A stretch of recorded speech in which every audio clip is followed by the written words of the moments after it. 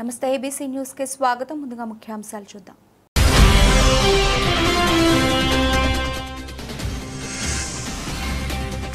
నేడులోని mega job మేళాలో 2000కు పైగా ఉద్యోగాల కల్పన. రాష్ట్ర పర్యాటక సాంస్కృతిక సినిమాటోగ్రఫీ మంత్రి కందుల దుర్గేష్.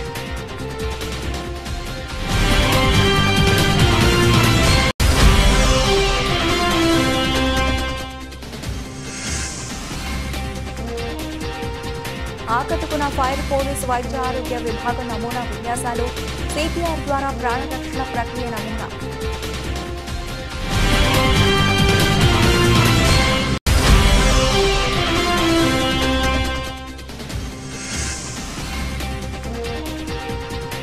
ప్రజలకు ఇచ్చిన ఎన్నికల హామీలను కూటమి ప్రభుత్వం వెంటనే నెరవేర్చాలి. సిపిఐ జాతీయ కార్యవర్గ సభ్యురాలు అక్కినేని వనజ డిమాండ్. నిడదవోలు రాష్ట్రంలోని నిరుద్యోగులందరికీ కూటమి ప్రభుత్వం ఉద్యోగ ఉపాధి అవకాశాలను కల్పిస్తోందని మంత్రి కందుల దుర్గేష్ యువతకు భరోసానిచ్చారు. శుక్రవారం నిడదవోలులోని స్థానిక వెలగపూడి దుర్గాంబ ప్రభుత్వ మహిళా డిగ్రీ కళాశాలలో వికాస్ జేకేసీ సంస్థ ఆధ్వర్యంలో తలపెట్టిన మెగా జాబ్ మేళాకు ముఖ్య అతిథిగా హాజరై జ్యోతి ప్రజ్వలనతో కార్యక్రమం ప్రారంభించారు. ఈ సందర్భంగా మంత్రి కందుల దుర్గేష్ మాట్లాడుతూ నేడు నిర్వహిస్తున్న మెగా జాబ్ మేళాకు దాదాపు 42 కంపెనీలు హాజరయ్యాయని, ఆయా కంపెనీల్లో 2000కు పైగా ఉద్యోగాల కల్పనకు అవకాశం ఉందన్నారు. ప్రస్తుతం నిర్వహిస్తున్న జాబ్ మేళాలో ఐటీ రంగానికి చెందిన కంపెనీలు అధికంగా వచ్చాయని, తదుపరి విడతలో జరిగే జాబ్ మేళాలో టూరిజం, ఆతిథ్య రంగాలకు సంబంధించిన కంపెనీలను ఆహ్వానిస్తామన్నారు. అప్పుడు హోటల్, హాస్పిటాలిటీ మేనేజ్మెంట్ చదివిన యువతకు ఉద్యోగ అవకాశాలు లభిస్తాయన్నారు. ఈ మధ్య కాలంలో రాజమహేంద్రవరం ఆర్ట్స్ కాలేజీలో పోస్ట్ గ్రాడ్యుయేషన్ ఇన్ టూరిజం కోర్సులు ప్రవేశపెట్టారని గుర్తు చేశారు. యువత వద్దకే ఉద్యోగాలు తెచ్చేందుకు జిల్లా పరిధిలో వికాస సంస్థ, కేంద్ర రాష్ట్ర ప్రభుత్వ సంస్థల సహకారంతో జాబ్ మేళాలు నిర్వహిస్తున్నామన్నారు. మెగా జాబ్ మేళాలు యువతకు సువర్ణ అవకాశంగా అభివర్ణించారు. పీఎం, సీఎం, డిప్యూటీ సీఎంలు యువతకు ఉద్యోగాల కల్పన లక్ష్యంగా ముందుకు వెళుతున్నారన్నారు. కార్యక్రమంలో నిడదవోలు మున్సిపల్ చైర్మన్ భూపతి ఆదినారాయణ, వికాస పీడీ కె లచ్చారావు, జిల్లా నైపుణ్యాభివృద్ధి సంస్థ అధికారి జీవీడి మురళి, మాజీ శాసనసభ్యులు, Telugu Desam party incharge బోరుపల్లి Sesha Rao, SVRK బాలుర కళాశాల ప్రిన్సిపల్ డాక్టర్ కె జ్యోతి, ఏఎస్వీడి మహిళా కళాశాల ప్రిన్సిపల్ డాక్టర్ రుద్ర, కూటమి నాయకులు పి నాగేంద్ర తదితరులు పాల్గొన్నారు.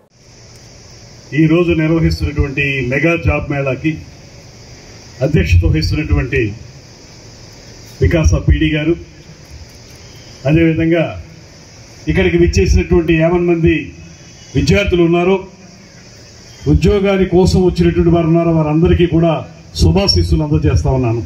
వారితో వచ్చినటువంటి పేరెంట్స్ కూడా ప్రత్యేకమైనటువంటి అభినందనలు తెలియజేస్తున్నాను. పాత్రికేయ మిత్రులందరికీ కూడా ధన్యవాదాలు తెలియజేస్తూ, మనకి తెలిసి గతంలో ఉద్యోగాలంటే మనం అప్లై చేసుకోవటం, వారు ఇంటర్వ్యూకి పిలుస్తారేమో ఎదురు చూడటం, వచ్చిన తర్వాత వ్యయ ప్రయాసాలు కూర్చి వెళ్ళటం, తీరా అక్కడికి వెళ్ళేటప్పటికీ కొన్ని రికమెండేషన్స్, మరో రకమైనటువంటి బ్యాక్ డోర్ ఆపరేషన్స్ వల్ల మనకు ఉద్యోగాలు వస్తాయో రావో తెలియనటువంటి పరిస్థితుల్ని గతంలో అందరం చూసాం. ఇవాళ ఈ వికాస వారి యొక్క ప్రత్యేక చొరవ కానివ్వండి, ఆనాడు జయప్రకాష్ నారాయణ గారి యొక్క ఆలోచన కానివ్వండి, ఇవాళ కేంద్ర ప్రభుత్వం కానీ రాష్ట్ర ప్రభుత్వం కానీ ఇస్తున్నటువంటి ప్రత్యేకమైనటువంటి సహకారం కానివ్వండి, వీటి వల్ల ఎక్కడికెక్కడ వికాస ఆధ్వర్యంలో ఈ రకమైనటువంటి జాబ్ మేళాలను ఏర్పాటు చేసుకుని మీ దగ్గరకే ఉద్యోగాలను తీసుకొచ్చి మీరు ఎక్కడికో వెళ్ళక్కర్లేకుండా మీ ప్రతిభ ఆధారంగా మీరు ఏ ఉద్యోగాలకి మీరు సరిపోతారో మీరు ఆలోచించుకుని వాటికి అప్లై చేసుకోవడానికి మీ దగ్గరకే కంపెనీలు తీసుకురావటం, కంపెనీలు వెనకాల మనం పడాల్సినటువంటి పరిస్థితి లేకుండా రామారమి 42 కంపెనీలను ఇక్కడికి తీసుకొచ్చి వాటి ద్వారా మీరు ఎవరైతే ప్రతిభావంతులు ఉంటారో వారిని సెలెక్ట్ చేసుకునేటువంటి ఆలోచనని ఇవాళ అద్భుతంగా మనం క్షేత్రస్థాయిలో నిర్వహించుకుంటా ఉన్నాం. ఇది యువతకు కానీ ఉద్యోగార్థులకు కానీ ఎవరైతే నిరుద్యోగులు ఉన్నారో మీ అందరికీ కూడా ఇది ఒక సువర్ణ అవకాశం. ఇక్కడ మీరు ఎక్కడికి వెళ్ళక్కర్లేకుండా మీ ప్రాంతంలోనే ఉండేటువంటి ఈ ఉద్యోగాలకు సంబంధించినటువంటి ఈ కార్యక్రమంలో మీరు పాల్గొనడం ద్వారా మీ ప్రతిభ ఆధారంగా ఉద్యోగాలు సంపాదించుకునే అవకాశాలని కల్పించాలనేటువంటి ఆలోచనతో ఆంధ్రప్రదేశ్ రాష్ట్ర ప్రభుత్వం, ప్రత్యేకించి గ్రేట్ విజనరీగా ఉన్నటువంటి చంద్రబాబు నాయుడు గారు, అదేవిధంగా మనందరికీ కూడా యువతకి ఐకాన్గా ఉన్నటువంటి పవన్ కళ్యాణ్ గారు, వీరిద్దరికీ పైన పూర్తి స్థాయిలో సహకారం అందిస్తున్నటువంటి నరేంద్ర మోడీ గారు, వీరు ముగ్గురు కలిసి ఈ రాష్ట్రంలో ఈ రకంగా మనం అభివృద్ధి కార్యక్రమాలు, యువతకి ఉద్యోగాల కల్పన చేయాలనేటువంటి ఆలోచన చేస్తూ ముందుకెళ్తున్నటువంటి సందర్భాన్ని మీకు గుర్తు చేస్తా ఉన్నాను. ఇందులో భాగంగానే చాలా కాలంగా అందరూ ఎదురు చూస్తున్నటువంటి మెగా డిఎస్సిని కూడా ప్రకటించడం జరిగింది మన నారా లోకేష్ గారు. వారి ఆధ్వర్యంలో రమారమి 16,000 పైచీలకు టీచర్ ఉద్యోగాలకి అర్హులైనటువంటి వారిని తీసుకునేటువంటి కార్యక్రమానికి శ్రీకారం చుట్టడం కూడా జరిగింది. అదేవిధంగా ఇవాళ ప్రత్యేకంగా మీకు మనవి చేస్తున్నాను, ఆంధ్రప్రదేశ్ రాష్ట్రంలో కేబినెట్ సబ్ కమిటీని ఏర్పాటు చేశారు. కేబినెట్ సబ్ కమిటీలో 5 మంత్రులు ఉన్నాం. అందులో టూరిజంకు సంబంధించినటువంటి వ్యక్తిగా అక్కడ కూడా ఎంప్లాయ్మెంట్ జనరేషన్కి చాలా అవకాశం ఉంది కనుక నన్ను కూడా ఒక మెంబర్గా పెట్టారు. మా లక్ష్యం ఏంటంటే ఈ 5 సంవత్సరాలు పూర్తయ్యే లోపులో ఎవరైతే యువత ఉన్నారో వారికి రమారమి 20 లక్షల ఉద్యోగాలు తీసుకురావాలనేటువంటి ప్రధానమైనటువంటి లక్ష్యంతో ఈ సబ్ కమిటీని ఏర్పాటు చేయడం జరిగింది. దాంట్లో భాగంగానే చేస్తూ ఉద్యోగాల కల్పన కోసం ఒక ప్రయత్నం చేస్తూ ఉన్నాం. హోటల్ ఇండస్ట్రీ కానీ, హాస్పిటాలిటీ ఇండస్ట్రీ కానీ, వీటి ద్వారా కూడా ఎక్కువ ఉద్యోగాలు ఇవ్వాలనేటువంటి ఆలోచన చేస్తూ ఉన్నాం. ఇప్పుడు ఇక్కడికి ఎక్కువ ఐటీ కంపెనీలు వచ్చినాయి. వాటితో పాటు నెక్స్ట్ జరిగేటువంటి జాబ్ మేళాలో నేను టూరిజంకు సంబంధించినటువంటి సంస్థలను కూడా తీసుకొస్తాను. అప్పుడు మీరు ఎవరైనా హోటల్ మేనేజ్మెంట్, హాస్పిటాలిటీ మేనేజ్మెంట్ చేసిన వాళ్ళు ఉంటే వాళ్ళకు కూడా అవకాశాలు దొరికేదానికి ప్రత్యేకమైనటువంటి కార్యక్రమాన్ని ఏర్పాటు చేస్తాం.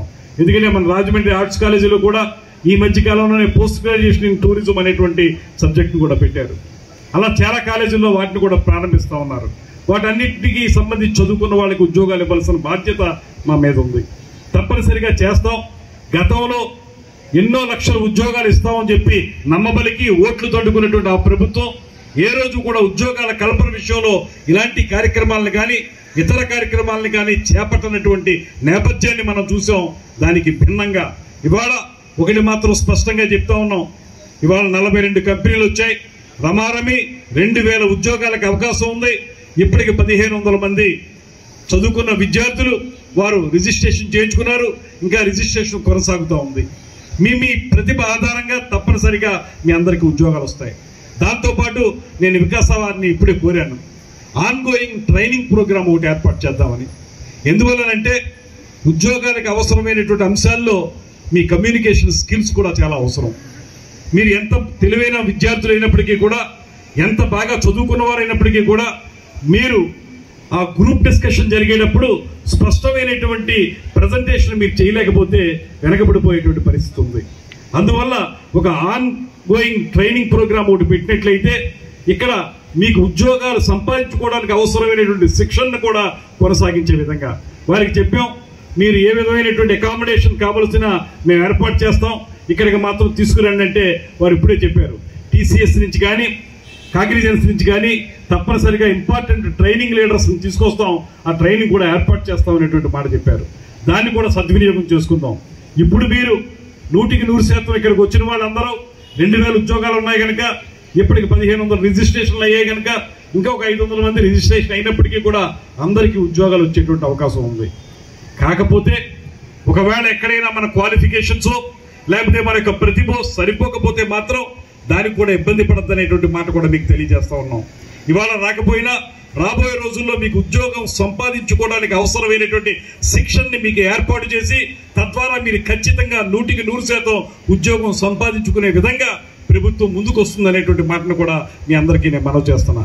దయచేసి అందుకే ఈ అవకాశాన్ని సద్వినియోగపరచుకోండి. ఇలాంటి జాబ్ మేళాలు ఇంకా కూడా చేస్తాం.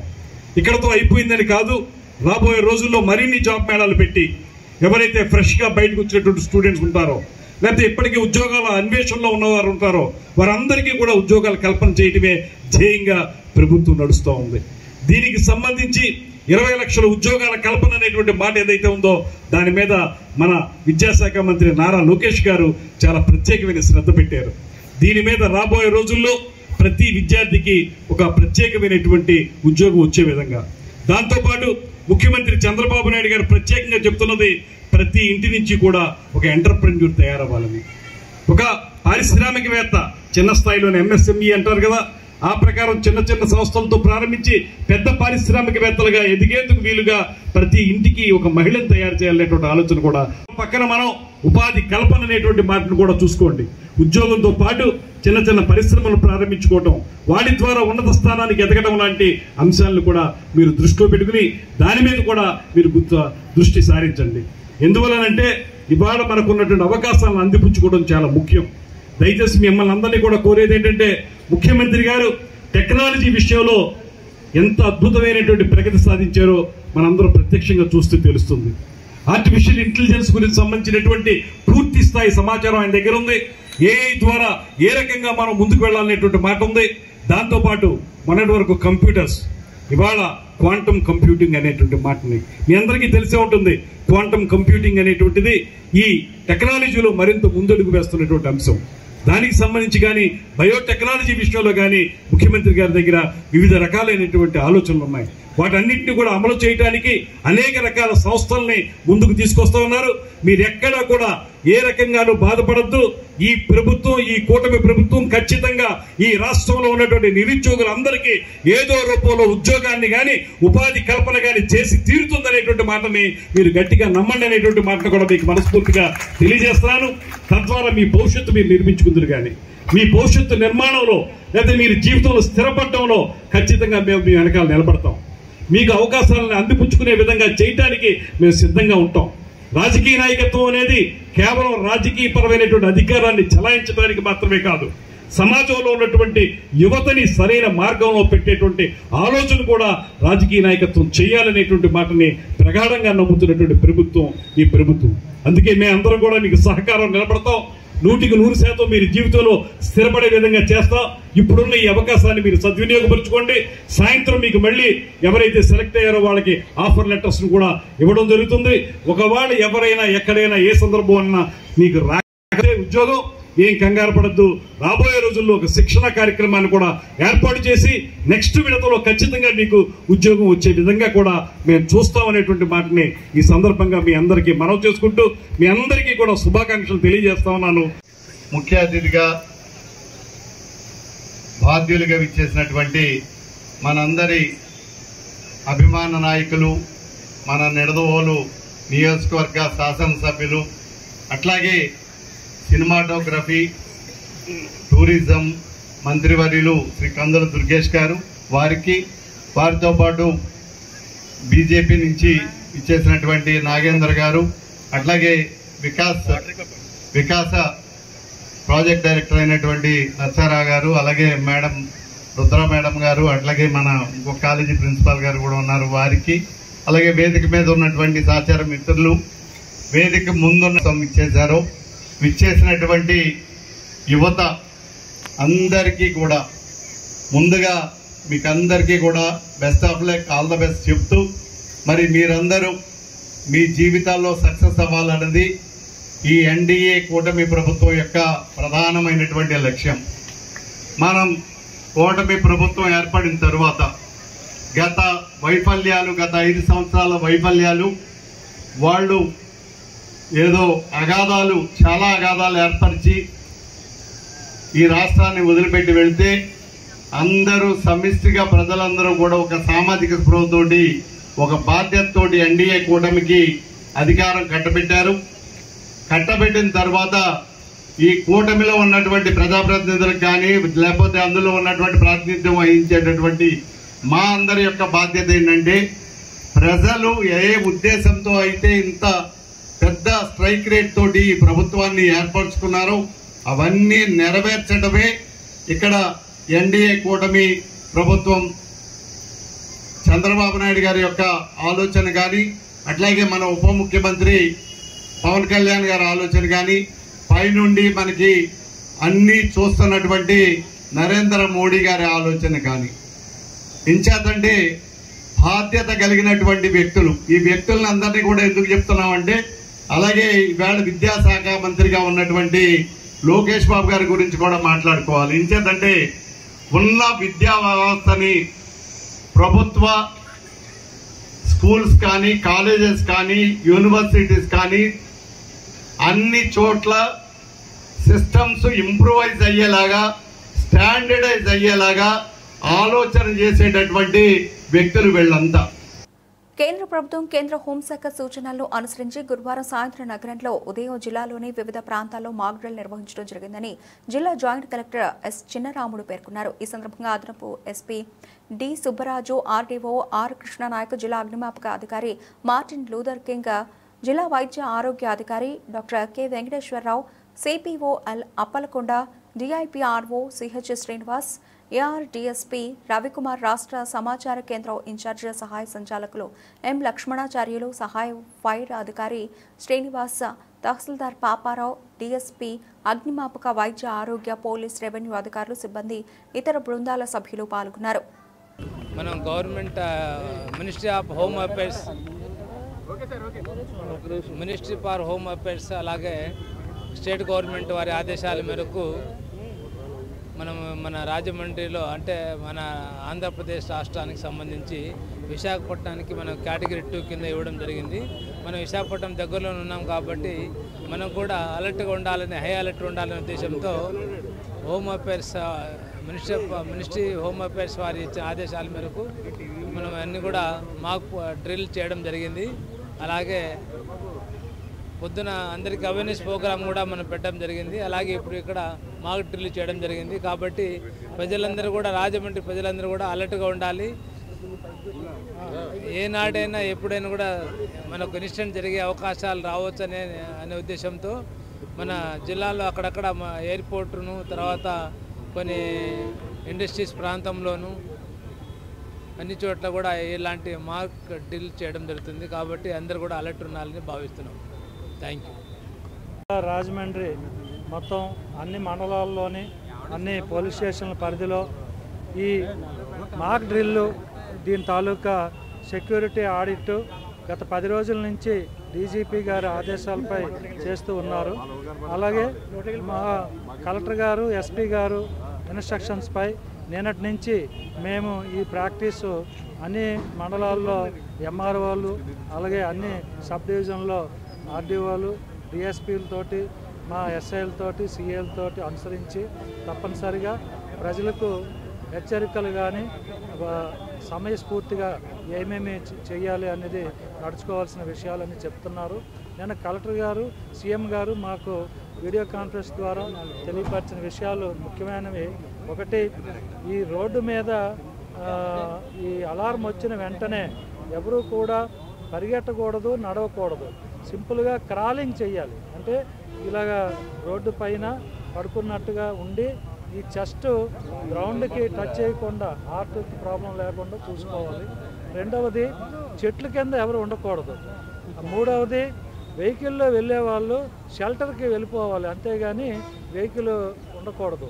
అలాగే బిల్డింగ్ పైన ఉండేవాళ్ళు కిందకు వచ్చేయాలి. నెక్స్ట్, ప్లే గ్రౌండ్, మన పిల్లలు ఆట బొమ్మలకి, తర్వాత ఈ క్రికెట్ ఆడేవాళ్ళు ఆట స్థలాల్లో ఉంటారు కాబట్టి వారు కూడా ప్లే గ్రౌండ్లో ఉండకూడదు. వాళ్ళు వెంటనే షెల్టర్లోకి వెళ్ళిపోవాలి. ఇవి తీసుకోవాల్సిన జాగ్రత్తలు. ఎవరు వదంతులు నమ్మవద్దు.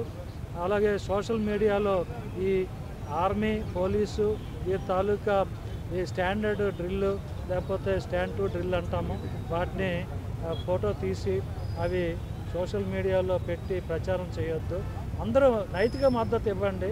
మన దేశానికి, మన ఆర్మీకి, మన బలగాలకి అందరికీ కూడా మనం నైతిక మద్దతు ఇచ్చి మన ఫ్యామిలీస్, కుటుంబాలకి కావాల్సిన రేషను, అలాగే కావాల్సిన మెడిసిన్ అవి ఎమర్జెన్సీలో మనకు దొరకకపోవచ్చు కాబట్టి స్టోర్ చేసుకోవాలి. ఒక ఇనీషియల్గా 3 days, అలాగే తర్వాత 7 days అవసరాన్ని బట్టి మీకు వస్తుంది మెసేజ్. దాన్ని బట్టి మీరు ఫాలో అవ్వండి.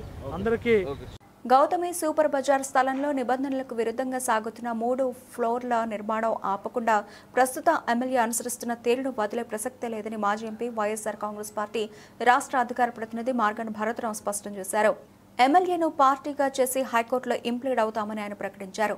ఈ మేరకు ఆయన ఒక ప్రకటన విడుదల చేస్తూ వైసీపీ అధికారంలో ఉండగా అభివృద్ధి సంక్షేమం రెండు కళ్లుగా భావించి పనిచేస్తే ఎంపీగా ఉన్న తనపై ఇష్టం వచ్చినట్లు అవినీతి ఆరోపణలు గుప్పించారని, అందులో సూపర్ బజార్ స్థలం లీజు విషయంలో 5 కోట్ల రూపాయలు ముడుపులు ఇచ్చినట్లు ఆరోపణ చేశారని ఆయన గుర్తు చేశారు. అప్పుడు అవినీతి ఆరోపణలు చేసిన ప్రస్తుత ఎమ్మెల్యే ఆంధ్రెడ్డి వాసు ఇప్పుడు నిర్మాణం ఎందుకు ఆపడం లేదని భరత్ నిలదీశారు.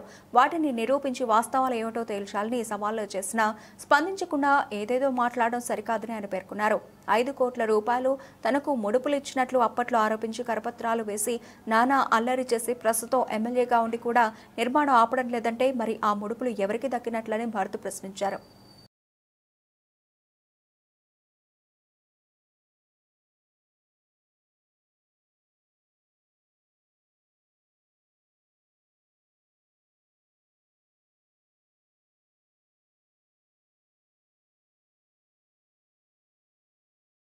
రాజమహేంద్రవరంలో ప్రధాన కూడల్లో మెయిన్ సెంటర్స్లో ప్రతి చోట కూడా చలివేంద్రాలు ఏర్పాటు చేయడం జరుగుతూ ఉంది.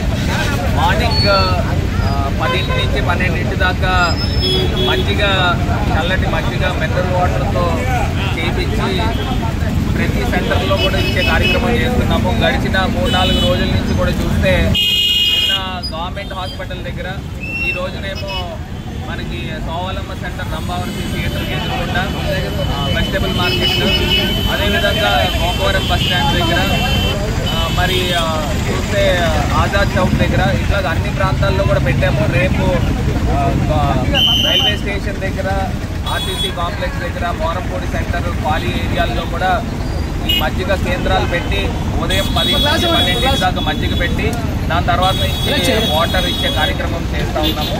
ఇవన్నీ కూడా మార్గాని భారత్ ఫౌండేషన్ పేరు మీద ఈ కార్యక్రమం కూడా చేపట్టడం కూడా జరుగుతాం. మే 7వ తేదీ అర్ధరాత్రి త్రివిధ దళాల ఆధ్వర్యంలో భారత సైనికులు పాక్ ఉగ్రవాద స్థావరాలపై ఆపరేషన్ సింధూర్ నిర్వహించి సుమారు 100 మంది ఉగ్రవాదుల్ని అంతం చేయడాన్ని సిపిఐ అభినందిస్తోందని సిపిఐ జాతీయ కార్యవర్గ సభ్యురాలు అక్కినేని వనజ పేర్కొన్నారు. శుక్రవారం ఉదయం స్థానిక సిపిఐ కార్యాలయంలో పాత్రికేయ సమావేశంలో ఆమె మాట్లాడుతూ ఏప్రిల్ 22వ తేదీన 26 మంది అమాయక పర్యాటకులపై పాకిస్తాన్ ఉగ్రవాదులు జరిపినటువంటి హేయమైన చర్యకి దీటుగా భారత ప్రభుత్వం మిలిటరీ ద్వారా ఆపరేషన్ సింధూర్ నిర్వహించడం దేశ ప్రజలందరూ కూడా హర్షిస్తున్నారని ఆమె అన్నారు. ఈ ఆపరేషన్ కేవలం ఉగ్రవాద స్థావరాల మీద మాత్రమే జరిగిందని, ఏ విధమైనటువంటి పాకిస్తాన్ సైనిక స్థావరాల మీద గానీ పౌరుల మీద గానీ జరగలేదని పేర్కొన్నారు. యుద్ధం అనేది ఎప్పటికీ మంచిది కాదని, యుద్ధం జరిగితే ఆ దేశ ఆర్థిక వ్యవస్థ, అమాయక ప్రజల ప్రాణ నష్టం జరుగుతుందని, చరిత్రలో యుద్ధాలు జరిగిన తర్వాత ఆ దేశం కోలుకున్నట్టు ఎక్కడా లేదని ఆమె అన్నారు. ఈ విలేకరుల సమావేశంలో సిపిఐ జిల్లా కార్యదర్శి తాటిపాక మధు, సహాయ కార్యదర్శి కుండ్రపు రాంబాబు, రేఖా భాస్కర్ రావు, కార్యవర్గ సభ్యులు వి కొండలరావు, పి లావణ్య, పి త్రిమూర్తులు తదితరులు పాల్గొన్నారు.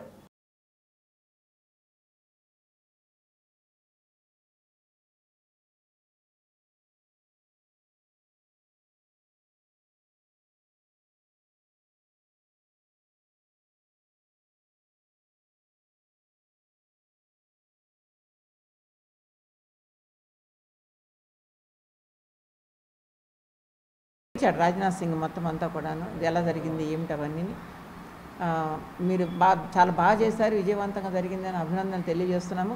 భవిష్యత్తులో మీరు ఈ రకమైనటువంటి చర్యలకు వెళ్ళే సందర్భంలో మేము ఖచ్చితంగా బలపరుస్తాము, మా సపోర్ట్ ఉంటుందని చెప్పేసి అని చెప్పడం జరిగింది. ఆ మేరకు ప్రభుత్వము 22వ తారీఖునటువంటి దాడి, ఆ తర్వాత జరిగినటువంటి అనేక చర్యలు, నిజంగానే 9 ప్రాంతాల్లో సైమల్టేనియస్గా దాడి చేయటం అంటే it's not a small issue. దాని వెనకమాల చాలా పెద్ద కృషి, దాని వెనక చాలా పెద్ద ప్రయత్నము, చాలా అలర్ట్నెస్, చాలా వ్యూహాత్మకమైనటువంటి అడుగులు ఇవన్నీ కూడా ఉంటాయి. దాన్ని నిర్వహించినట్టు అందులో ఒక 2 మహిళలు నిర్వహించడం కూడా జరిగింది. నిజంగానే సోహియాను, సింగ్ వీళ్ళిద్దరికీ కూడాను సిపిఐగా అందరికీ ధన్యవాదాలు తెలియజేస్తున్నాం, అభినందనలు తెలియజేస్తున్నాం కామ్రేడ్స్. అందుకని పాకిస్తాన్ కూడా ఆలోచించాలి. ఈ రకమైనటువంటి టెర్రరిస్టు స్థావరాలని వాళ్ళు పెట్టుకోవడం ద్వారా వాళ్ళు ఎంత నష్టపోతూ ఉన్నారు, ఎంత అపాస్పాలు అవుతూ ఉన్నారు, ప్రపంచంలో వాళ్ళు ఏకాకులు అవుతూ ఉన్నారు, ఇవన్నీ కూడా గమనించుకోవాల్సిన అవసరం వాళ్ళకి ఉంది. మనం కూడా ఈ యుద్ధాలని నివారించుకుంటూ వెళ్ళటం అనేది ప్రపంచంలో ఈరోజు సాంకేతిక పరిజ్ఞానం పెరిగిన తర్వాత, అణుశక్తి పెరిగిన తర్వాత యుద్ధాలకు వెళ్ళటం అనేది ఏమాత్రం కూడా శ్రేయస్కరం కాదు. ఏదైనా డైలాగ్ ద్వారా దౌత్యపరమైనటువంటి సంప్రదింపుల ద్వారా ఉన్నటువంటి ఈ పరిస్థితుల్లో మన సమస్యలను పరిష్కరించుకునే క్రమంలో మనము ఎవరైనా వెళ్ళటం అనేది అది శ్రేయస్కరం. ఎందుకంటే మనము చూస్తూ ఉన్నాము, ఉక్రెయిన్ వారు, రష్యా వారు చూస్తూ ఉన్నాము, ఈ రావణాసుర కాష్టంలాగా పాలస్తీనా చూస్తూ ఉన్నాము, ఇజ్రాయిల్, ఇవన్నీ కూడా ఏంటంటే చాలా మూల్యం చెల్లిస్తూ ఉన్నారు. అందుకని ఆ వైపుగా కాకుండా కొంత డైలాగ్ రూపంలో భవిష్యత్తులో వచ్చేటువంటి సమస్యలను పరిష్కారం వైపుగా ఆలోచించేయాలని చెప్పేసి ప్రభుత్వాలు మేము భావిస్తూ ఉన్నాం. జనరల్ స్ట్రైక్ సిపిఐగా మేము సంపూర్ణ మద్దతుని ప్రకటిస్తూ ఉన్నాము. ఈ జనరల్ స్ట్రైక్ అనేది కేవలం నగరాలకే కాకుండా రూరల్ ప్రాంతంలో కూడా, రూరల్ ప్రాంతాల్లో ఉన్నటువంటి రైతాంగము, వ్యవసాయ కార్మికులు అందరూ కూడా ఈ జనరల్ స్ట్రైక్లో భాగస్వామ్యం కావాలని మద్దతుని ప్రకటించాలని చెప్పేసి మా పార్టీ వైపు నుంచి మేము కూడా విజ్ఞప్తి చేయడం జరిగింది. చర్చలకి సిద్ధమన్నా కూడా ఏమాత్రం చర్చలకి ప్రభుత్వం వైపు నుంచి ఒక పక్కన ఏమన్నా కాశ్మీర్ దగ్గర ఏమన్నా పాకిస్తాన్ మీద ఏమన్నా మన 26 మంది మన పర్యాటకులు చనిపోతే మనం పాకిస్తాన్ మీద యుద్ధానికి వెళ్తా ఉన్నాం. ఇక్కడ ఏమన్నా అదే మిలిటరీతో ఏమన్నా మన జనాన్ని, మన ప్రజల్ని, మన ఆదివాసీల మీద దాడి జరగటం అనేది చాలా హేయమైనటువంటి చర్య. ప్రభుత్వం ఈ రకమైనటువంటి మారణ హోమం మాత్రం అందరూ కూడా నిర్బంధంగా ఖండించాల్సిన అవసరం ఉంది. మేమైతే ఈ రకమైన మారణ హోమాన్ని ఖండిస్తూ ఉన్నాము. ప్రభుత్వం ఆలోచించాలి, దీనికి ఒక రాజకీయ సమస్యగా ఆలోచించి రాజకీయ సమస్యగా ఆ కోణంలో దీన్ని పరిష్కారం కోసం ఆలోచించాలని చెప్పేసి ప్రభుత్వానికి సిపిఐగా మేము విజ్ఞప్తి చేస్తూ ఉన్నాము. భవిష్యత్తు నిర్ణయాలని కొన్ని ఎంపిక చేసుకోవడం జరిగింది. ఈ సంవత్సరం పార్టీ శతవసంతాలు పుట్టిన సందర్భంగా మరోపక్క జాతీయ, రాష్ట్ర, జిల్లా, నియోజకవర్గ, పట్టణ, మండల శాఖ మహాసభలు కూడా ప్రారంభమవుతున్నాయి. మరోపక్క ఎన్నికలు సంవత్సరం ఎన్నికలు పూర్తయి సంవత్సర కాలం దగ్గరికి వస్తుంది. సంవత్సర కాలంలో ప్రజలు ఇచ్చిన హామీలను ఇంకా నెరవేర్చట్లేదు. దాంట్లో ప్రధానంగా ఇళ్ల స్థలాల సమస్యల మీద రాజమండ్రిలో 4000 పైగా జనంతో సమీకరణ పెద్ద కార్యక్రమం చేశాం. మీరందరూ కూడా సంపూర్ణ మద్దతు తెలియజేశారు. దాని కంటిన్యూషన్ కార్యక్రమం కూడా మేడం గారు చెప్తారు.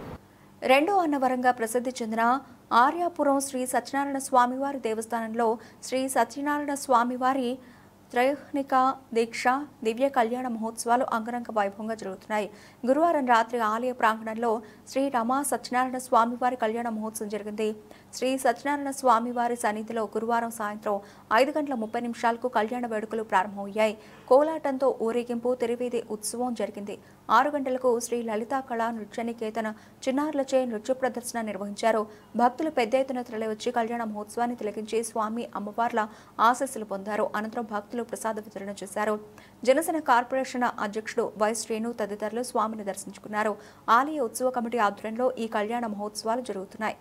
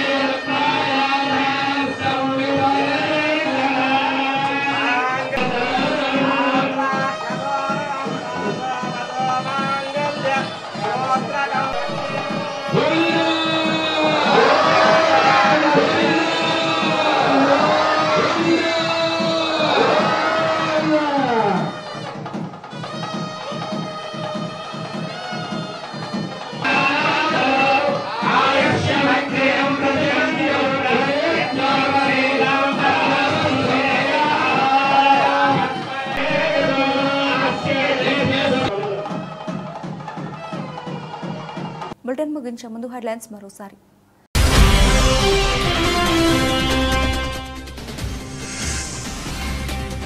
నిడదవోలు మెగా జాబ్ మేళాలో 2000కు పైగా ఉద్యోగాల కల్పన. రాష్ట్ర పర్యాటక సాంస్కృతిక సినిమాటోగ్రఫీ మంత్రి కందుల దుర్గేష్.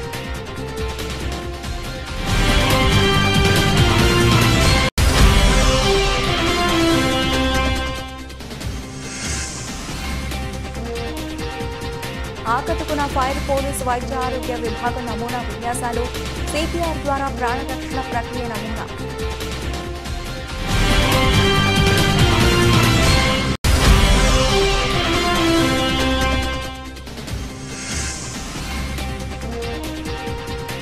ప్రజలకు ఇచ్చిన ఎన్నికల హామీలను కూటమి ప్రభుత్వం వెంటనే నెరవేర్చాలి. సిపిఐ జాతీయ కార్యవర్గ సభ్యురాలు అక్కినేని వనజ డిమాండ్. ఇవి ఇప్పటివరకు నబలిచిన అప్డేట్స్. మరిన్ని అప్డేట్స్తో మళ్ళీ కలుద్దాం. అంతవరకు సెలవు. నమస్తే.